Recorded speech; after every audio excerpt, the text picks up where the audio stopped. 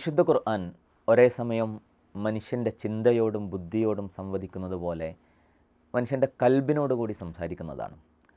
കൽബ് എന്ന് പറയുന്നത് മനുഷ്യൻ്റെ ഹൃദയം, മനസ്സെന്ന് പറയുന്നത് ഓരോ മനുഷ്യൻ്റെയും വിചാരങ്ങളുടെയും വികാരങ്ങളുടെയും ഒരു കേന്ദ്രമാണല്ലോ. അള്ളാഹു സുബ്ഹാനഹു വ തആല നമ്മളുടെ ബുദ്ധിയോട് സംസാരിക്കുക മാത്രമല്ല, നമ്മളുടെ വികാരങ്ങളോട് കൂടി സംസാരിക്കുന്നുണ്ട്. ഇപ്പോൾ മനുഷ്യൻ്റെ അസ്വസ്ഥതകൾ, ബേജാറുകൾ, ദുഃഖം, സങ്കടം, വേദന, നഷ്ടം, നിരാശ, ഇങ്ങനെ പല കാര്യങ്ങളിലൂടെ മനുഷ്യൻ കടന്നു പോകും.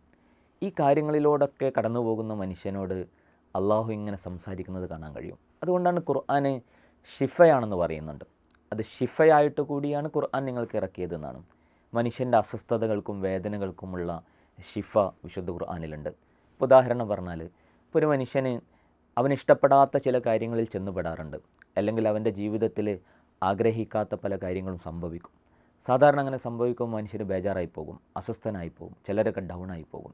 അവിടെ അള്ളാഹു അവനോട് സംസാരിക്കുകയാണ്, അസാ അൻ തക്റഹു ഷൈഅൻ വഹുവ ഖൈറുൽ ലക്കും. നിങ്ങൾ ഇഷ്ടപ്പെടാത്ത ചിലതൊക്കെ നിങ്ങളുടെ ജീവിതത്തിൽ ഉണ്ടായിന്ന് വരാം, പക്ഷേ അപ്പോൾ നിങ്ങൾ വല്ലാണ്ട് ബേജാറായി പോകരുത്. കാരണം എന്താ, നിങ്ങൾ വിചാരിക്കുന്നത് അത് ഭയങ്കര ദോഷമാണെന്നാണ്, പക്ഷേ അള്ളാഹ് അതിലെന്തോ ഒരു ഖൈർ ഉദ്ദേശിച്ചിട്ടുണ്ടാവും. ആ ഖൈറിനെക്കുറിച്ച് ആലോചിക്കുമ്പോൾ മനസ്സിൽ വന്നിട്ടുള്ള അസ്വസ്ഥതകളെ മായ്ച്ചു കളയാൻ അതിന് കഴിയും.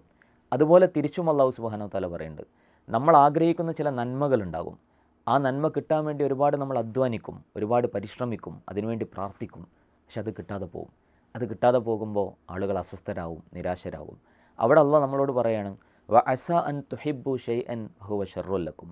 നമ്മൾ വിചാരിക്കുകയാണ് അതെനിക്ക് നന്മയാണെന്ന്, പക്ഷേ അള്ളാഹ്ക്കാണല്ലോ ഏറ്റവും നന്നായിട്ട് അറിയാം. അള്ളാഹ്ക്കറിയാം അത് നമ്മുടെ ജീവിതത്തിൽ കിട്ടിയാൽ അതിലെന്തോ ഒരു ഷെറുണ്ട്, അതുകൊണ്ട് പടച്ചോൻ അത് തരാതിരുന്നതാണ്. ഇങ്ങനെ ആലോചിക്കാൻ കഴിയുമ്പോൾ മനസ്സിലൊരു ശാന്തതയുണ്ടാകും, ഒരു സമാധാനം ഉണ്ടാകും. അവിടെയാണ് ഖുർആൻ നമുക്ക് ഷിഫയായി മാറുന്നത്.